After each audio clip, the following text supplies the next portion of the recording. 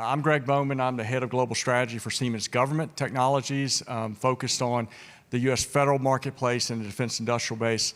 And when Sarah asked us to do this panel, I got this email as I'm riding on the train heading to Princeton, New Jersey, which is where Siemens has its R&D hub with 200 of the most brilliant PhDs you'll ever see.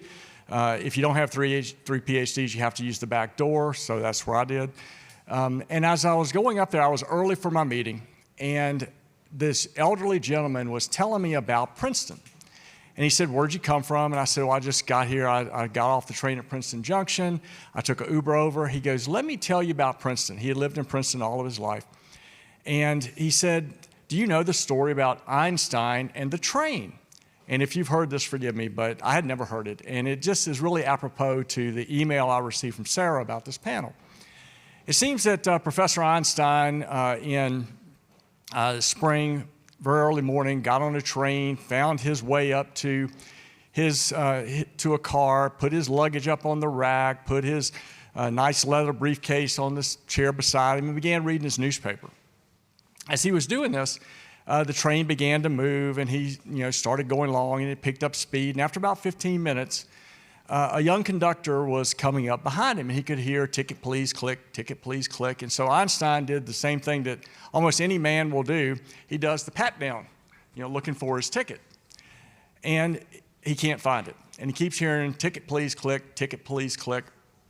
And so he begins looking in his briefcase, can't find it. And the young man comes up to him in uniform, and he says, "Ticket please." And Einstein looks at him, and he kind of shakes his head, and he says, "Professor, don't worry about it. We know who you are. You're one of the most brilliant people in the world. You're a great, famous resident of Princeton. We know who you are. Don't worry about it." Einstein gave him a little sheepish grin and said, "Thank you." And the conductor went on.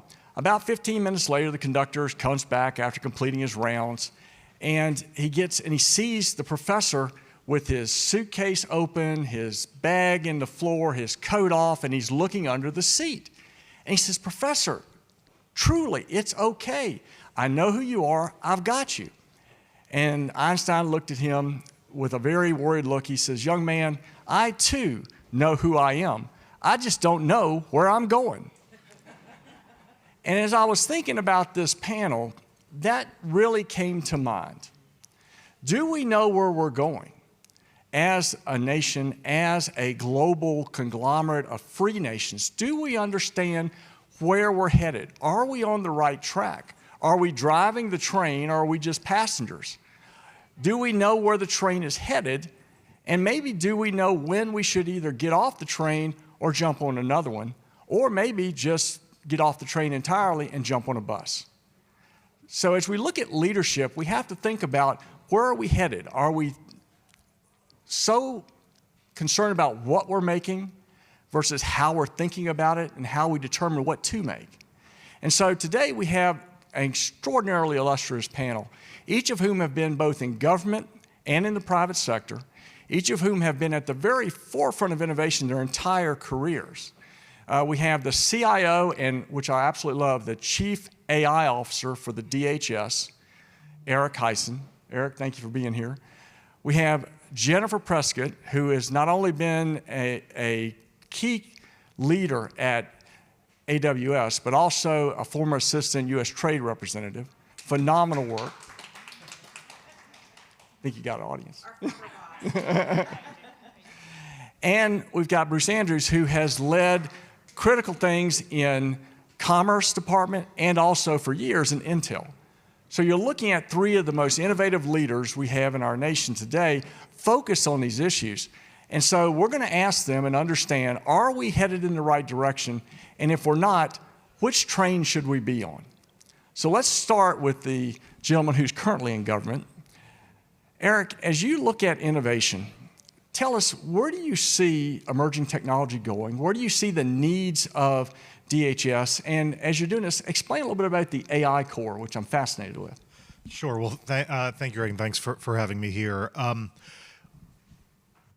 The title of our panel is Emerging Technology, which is a term that's thrown around to apply to a lot of different things. And despite being a technologist and working in tech and government my entire career, I'm usually actually a skeptic when it comes to new technology. I'm someone that was very slow on and taught things like blockchain or VR, the tech trends that can be the buzzword of the day and then fade into the background. And for me, what's different about the current moment is that we are seeing a confluence of technologies that we're going to be talking about on this panel today that have really come together in the last 18 months in this new AI age that have convinced me and a lot of others that we are in the most significant era of technological transformation since the advent of the internet. And I think we are entering a period where this confluence of new technologies building up to new and more powerful AI models will transform how every organization does business, how every government agency carries out their missions in a way that is just as significant as the transformation that the advent of the internet age led two decades ago. So for us at DHS, we are looking to dive very aggressively forward into that moment. Secretary Mayorkas has charged us to move forward adopting AI and other emerging technologies in support of our mission, but also critically to use that work, learning how to adopt and employ new technology ourselves to better position us to support nationwide AI safety and security. And so one of the key ways we are doing that, you mentioned, is our AI Corps, which is an effort that we launched in February of this year to bring in 50 technologists into government to create a new AI workforce that will move across the department, engaging in top priority projects. And the Secretary and I kicked it off down the road in Mountain View. And the response has been incredible. We've had over 3,000 applicants to this program. When you think about top AI minds that could be getting offers for 5 times what government can pay, they're lining up to see how they can apply those skills to public service and in support of their country. So we just last week announced our director of the AI Corps, Michael Boyce. We have our first group onboarding next week, actually, to work with him. And we're really excited to see how that infusion of talent can help transform how the department is using AI, and then also how we are supporting the rest of the nation in their AI adoption. That's fascinating. The workforce aspect is so critical.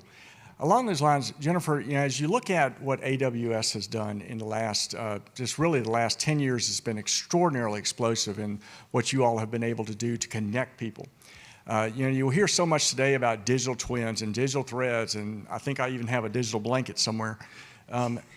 As you look at these things, all of it really depends on the cloud and the ability to use high-end computing and the ability to turn that into something that has never been seen before. The advent of digitalization that brings together so many disparate things into something brand new. How is AWS doing what your founder talks about, bold bets in innovation? Well, thanks for the question, and thanks for having me. And of course, thanks to Maureen and Dimitri and Sarah and Deb and the whole team. Congrats for pulling off another, amazing summit here in Napa. Among their superpowers is just bringing together some of the smartest, most talented people right on the planet to think about these really complex challenges that we're all facing, right, across so many different sectors. So thank you.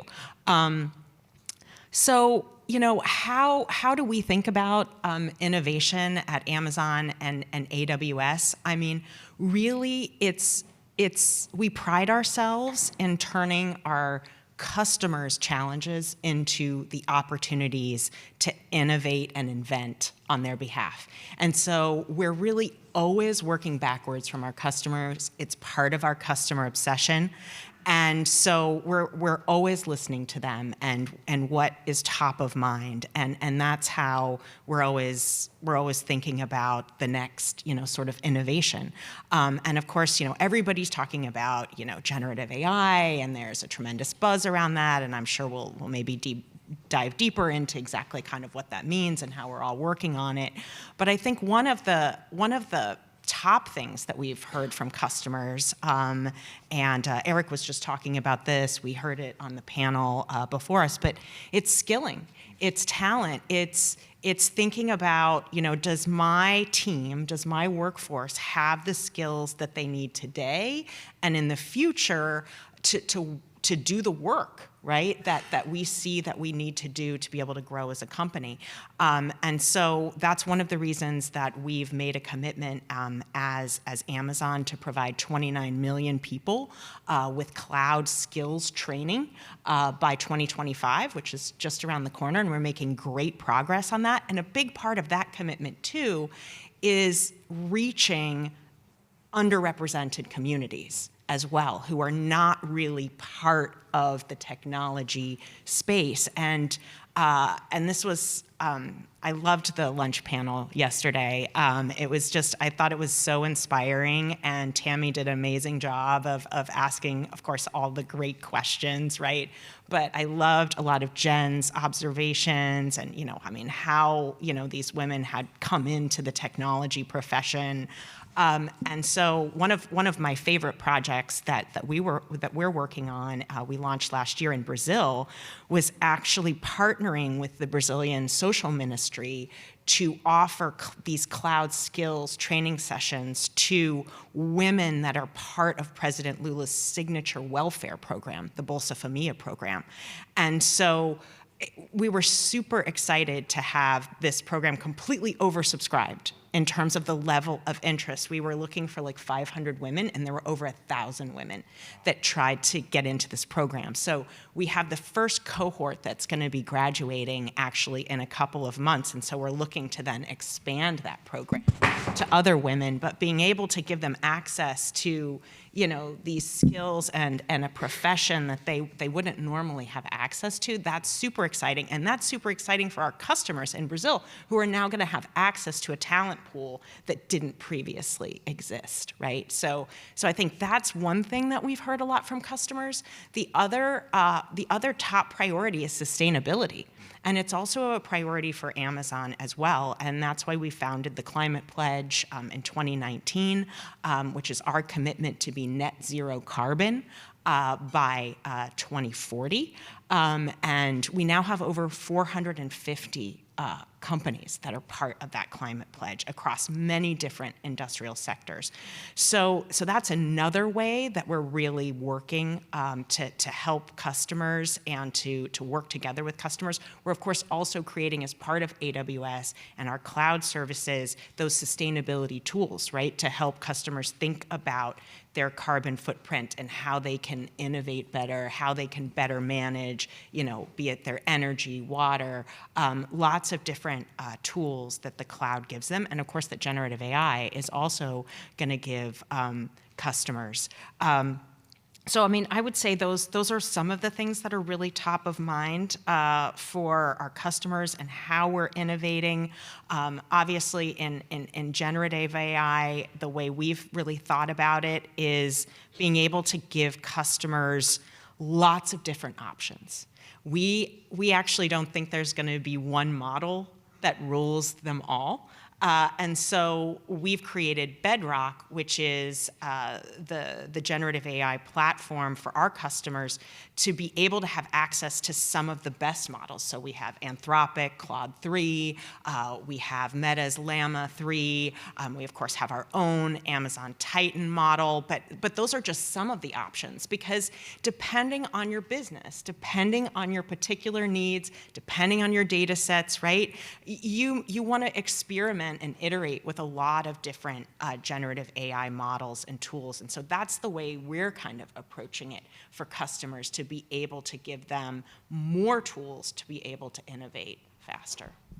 And that is wonderful. The idea that instead of adopting the way we heard on the last panel, the Chinese model, and how we don't want to do that, you all have democratized data, brought so many more people into the fold to get those brilliant ideas to come up with the next thing. I mean, I think that really goes to what you mentioned earlier, is that it's not what we're going to make next, it's how we're going to make it. And that's the really key point of that leadership. Now, Bruce, you and I talked recently about what Intel is doing, and I'm going to make a confession here. I went down to my basement right before coming here on this trip, and I found 4 desktop computers that are ancient, one of which still had a Pentium 1 in it. Intel's been around for a long time, and it has innovated over many, many years and changed and remade both its model and its technology. Tell us how you all look at innovation and the leadership, because so much has happened in the chip space. I mean, Ezra, Bruce and I were on a panel with Ezra yesterday, and I am only 35 years old. My hair's white because of Ezra. He told us a scared straight story on chips. Tell us how you're looking at innovation, though. Sure. So 2 things. One is, look, I will admit I'm an optimist, and I do think we have faced our challenges, but there is no country and no set of both industries and government partnership more innovative and creative than the United States. So that gives me a lot of hope. We have reinvented ourselves over and over, and we are at an inflection point. I mean, Eric, your point is totally right. We are at a time when technologies are changing more rapidly than we've seen in years. And yes, thank you on Intel, and thanks for having hopefully have Intel Inside still. But look, we've been basically at the forefront of every major innovation in the chip industry for the last 50 years, and that's going to continue going forward. But what I think we have to recognize is 2 things. One is it's a very competitive world. Other countries, and not just companies, but countries, have spent the last 30 years partnering with their industries to build up. And we always say, we don't just compete with companies, we really do compete with countries. And so the good news is I feel like the United States is waking up and realizing, hey, we've got to have a set of policies, and it really is a holistic set of policies to make us more competitive. Now, I'm excited about the emerging technology. I mean, Eric made reference to what's going on in AI. Unbelievable the amount of change we're going to see, and not just in things like the large language models, but also how those applications come. You think about what's going to happen in healthcare, it's going to be revolutionary how much things change. So that's exciting. One of the things we're doing, I mean, obviously the data centers and the cloud are super important, but one of the things we're also focused on is how do you bring AI to PCs so that it doesn't just have to be cloud, that an individual can have a PC with a set of chips, one that runs the computer, but one that gives them the ability to do AI on their computer. So that's pretty exciting. Another area we're looking is quantum. We are Intel, we spend about $16 billion a year on R&D. We're actually the 4th biggest R&D spender among public companies in the United States. And you don't even want to know how much we're spending in CapEx building factories, because that's a whole other number as well. But that $16 billion really focuses on a lot of great things. And I'm excited about what we're doing in quantum, because I think quantum is going to be the next big thing. That AI is this huge advance forward, but when we start getting to quantum and the applications they have, really is going to be amazing. So I'm very optimistic. I see what we're doing internally. I see how we're partnering, and I also see the fact, and Grant was talking about this some earlier, but the necessary partnerships, because what the government does, and I think we're going to talk about this a little later, but how governments partner with their companies is critically important for all of us to be successful. And that's excellent. That leads right in, perfect segue. Jennifer, with your experience with trade representative work, your experience with AWS, you were really at the pinnacle of and the crossroads of diplomacy, partnering, government policy. How can, from your vantage point now, the government and our allies work better with industry to get at these emerging technologies and have that leadership? Well, first of all, I want to say that I think the U.S. government already does a great job of this. And so credit, to Eric and Grant and others, obviously Jen, other USG folks who are here with us today. We really appreciate the opportunity to work closely with the U.S. government. and other governments, allied governments around the world on these complex challenges. And I think, one example is we were very proud to be one of the original companies that signed up to the White House responsible AI principles. Super important. That was a real partnership, right? Where, I think the White House was working with, companies that are like ourselves that are on the forefront of generative AI, really trying to understand what this meant as a developer, deployer of artificial intelligence, what those responsible principles really need to look like, what sets us apart from, for example, authoritarian governments and their companies that are developing this technology.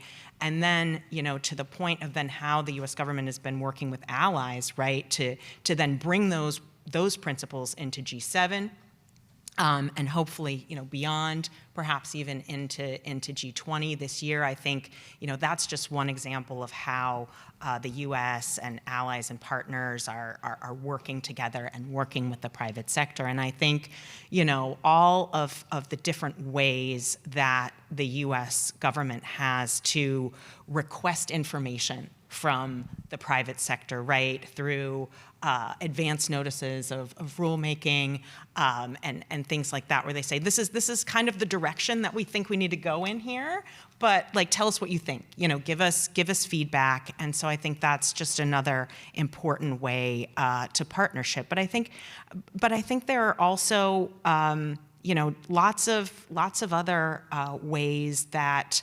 the US-EU Trade and Technology Council, right, has had some private sector organized events, conversations with CEOs that are at the forefront of these issues. And I think, keeping those lines of communication open between government and the private sector, super important, because while US technology companies really do have the lead in technologies like cloud and AI right now, that lead is not 100% assured, right?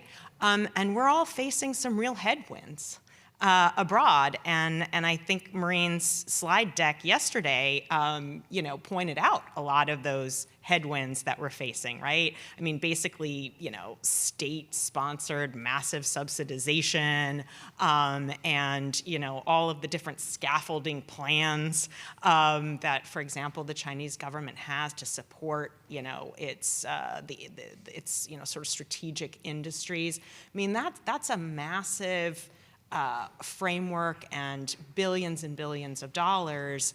And we're seeing it play out in lots of third country markets, including Latin America, where I spend most of my time.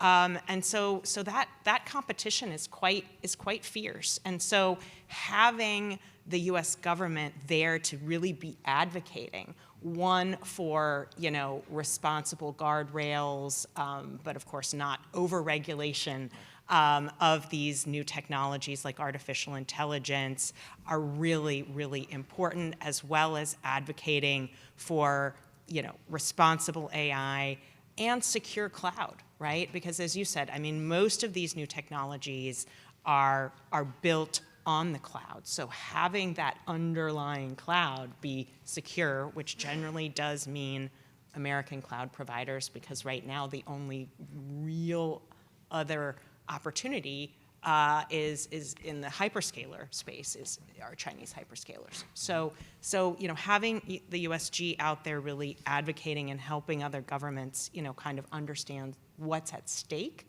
is also really important. And again, I mean, you all are doing a great job of that. So thank you. Oh, wonderful. And that is great, because that ability to understand the competition and be able to work in a fair and a rule of law framework is key. So I'm going to skip Eric just for a second and go to Bruce.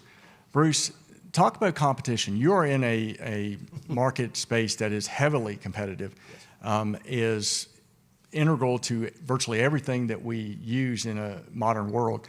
Talk to us about how you all approach competition and how the government supports an equal playing field? Sure. Well, look, we are in an incredibly competitive industry and globally competitive. As I mentioned, the rest of the world has basically spent 30 years. So, Taiwan, Korea, China have all spent 30 years subsidizing and, frankly, building up their industries. The good news is the U.S. has sort of woken up and said, hey, we need to play in the game, right? The CHIPS Act, an incredibly important first step.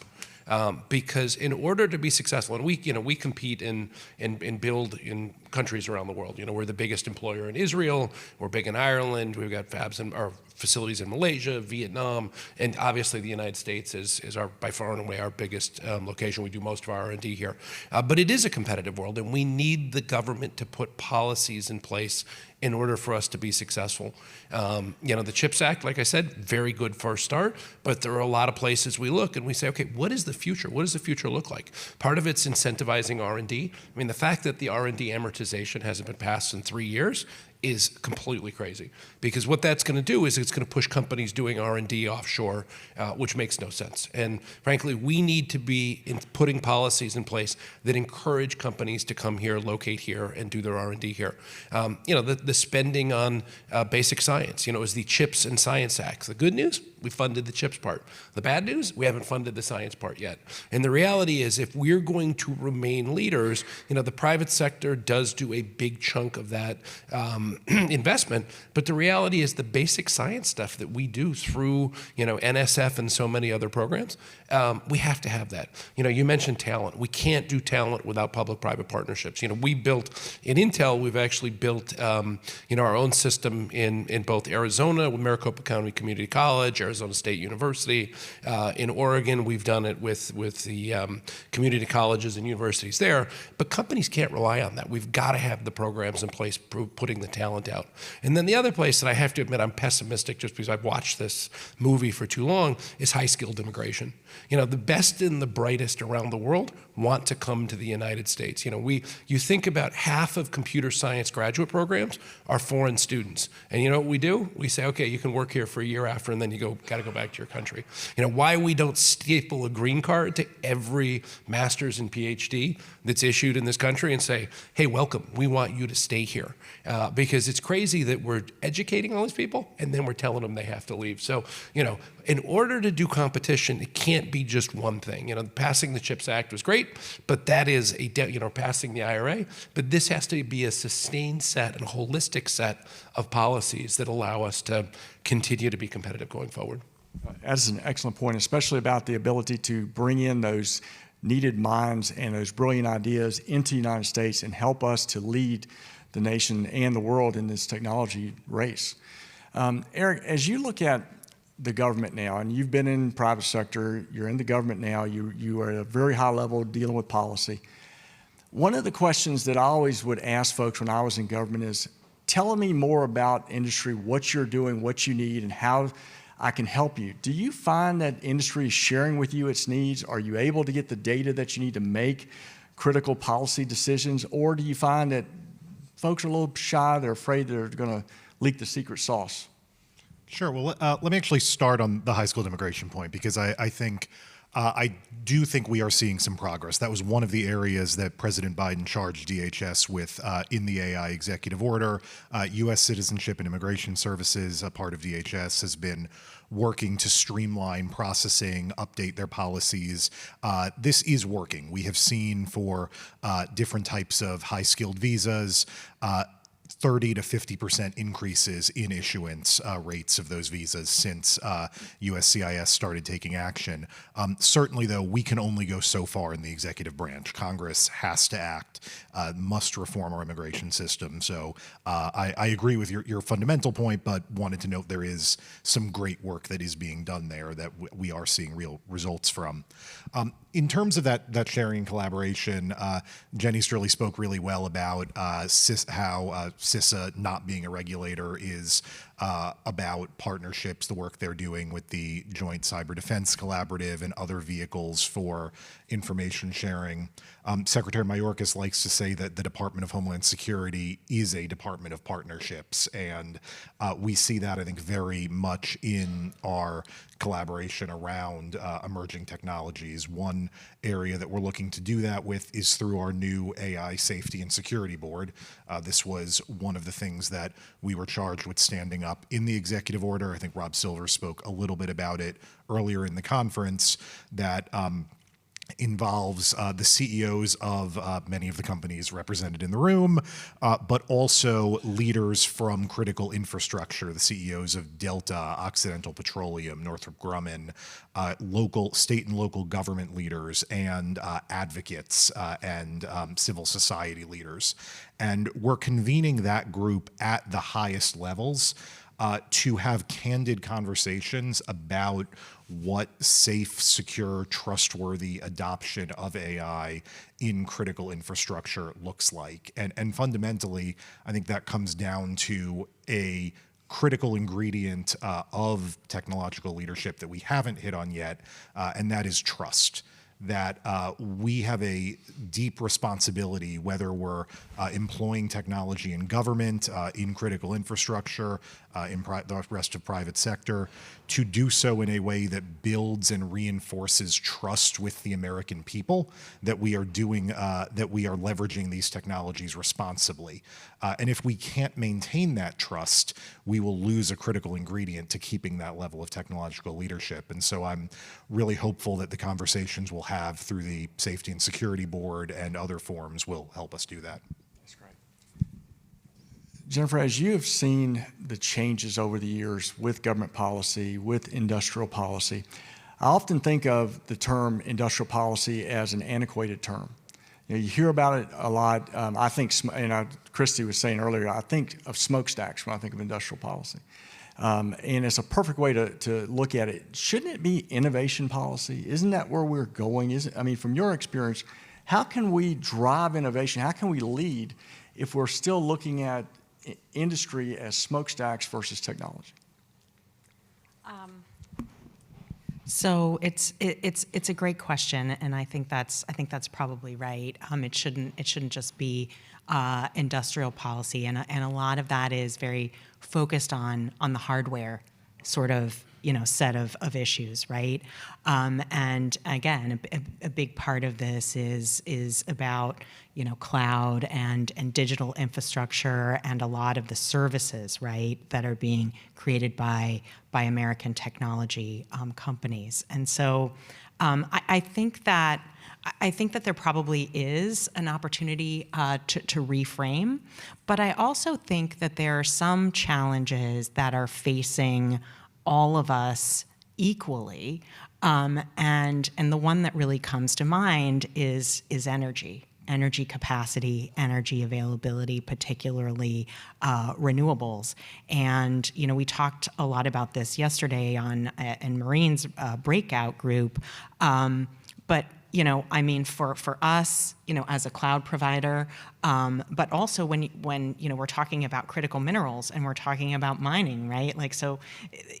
That's also an energy intensive industry and business. So you look at those more traditional industries where their challenge is also energy capacity. You look at, cloud, which is because of the generative AI revolution, right? The demands on that energy capacity are that much greater. And so, we really need the additional transmission lines. We need grid modernization. We need the clean energy generation, which then can be connected to the grid. That's going to be critical in the U.S. for the industrial policy, the innovation policy, whatever you're going to call it, across the board, and not just in the U.S. Because I think that we've had some great conversations with the Department of Energy, and I think they do recognize this, as well as state and local energy regulators. But I think there's a real opportunity for the U.S. to also be working with allies to discuss that challenge, right? And we're seeing this, in just North America, right? Like looking at Canada and Mexico, where they're beginning to realize these energy capacity challenges, given the not just sort of industrial, again, like mining and things like that, but in the more innovation sectors like cloud and generative AI. So I think that's a space where the policy, whatever you call it, there's a common challenge, and I think a real opportunity for governments to really be working together to invest in that, but also public-private partnerships, because we're investing quite a bit as Amazon. I think we have over 400 wind and solar projects globally. That are going to generate like 72,000 gigawatt hours a year once they all come online. We've been investing. We have one of our newest investments is a region in Mexico, and we've really been working with the energy utility down there to invest in the grid modernization that's going to be needed. So we want to be a partner as well, and I think that's another opportunity, in this space for public-private sectors to work together. And that's wonderful. I mean, we partner with AWS quite a bit, and it's because of the fact that you're focused on a platform. You're not focused on dominating a particular industry. You want to be a platform so everybody can, rising tide floats all boats, and it's been phenomenal what y'all been able to do in the diversification across multiple sectors. Bruce, as you look at innovation, I've heard someone say technology is great, but culture is king. As you look at innovation inside of Intel, enormous cultural team there, an enormous long-term serving group of folks, how do you all focus on culture when you drive innovation? Because you have to move quickly. How do you do it? Yeah, look, it is a big challenge, and I'll be really honest. Intel stumbled because we let our culture lapse. There were decisions made in the past where we made mistakes. We lost some of our focus on execution. And the good news is that's changing, or has changed. We got a new CEO and sort of a new mindset. But culture is absolutely critical because, the world moves too fast that if you stumble, then it moves quickly, and it takes that much more to catch up. So we're very focused on culture. We're very focused on an execution culture. Andy Grove, Robert Noyce, and Gordon Moore built a incredible innovation machine, and we have returned to what a lot of the practices that made Intel successful. So it's a very exciting time, to be honest with you, because we've got that sort of competitive edge back. And the good news is, and Secretary Raimondo recently said Intel is the U.S. national champion, and it's true. We're the three companies in the world that can do the leading edge semiconductors: us, TSMC, who's the Taiwanese champion, Samsung, who's the Korean champion. So failure is not an option. And the good news is people in the company are so excited because they recognize we live in this incredibly challenging, both competitive environment, geopolitical environment, and so the need to be successful, not just for us, but for this country, couldn't be more important than it's ever been. That's wonderful. And that ability to drive change inside an organization that leads to change externally around the world is phenomenal. So I'm going to give the last word to Eric, our government representative, and tell us something from an emerging technology perspective that you're optimistic about from your role. Sure. Well, I'm offended you didn't come to DHS as the innovative culture question, but because where else do you think about culture that fosters innovation than large government agencies? But look, I am incredibly optimistic about the potential of the generative AI moment that we've talked a little bit about here, which I think can be one of the most significant changes to knowledge work, period, since the advent of the internet, the advent of the personal computer. It's that level potentially of transformation. And so we've been focused at the department at building literacy across our workforce. We were the first federal department that rolled out generative AI training to our entire organization.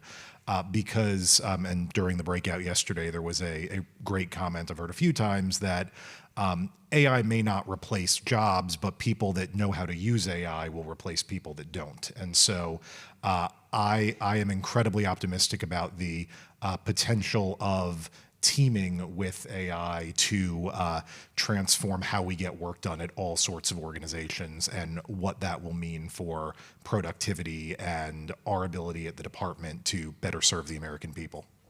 That's wonderful.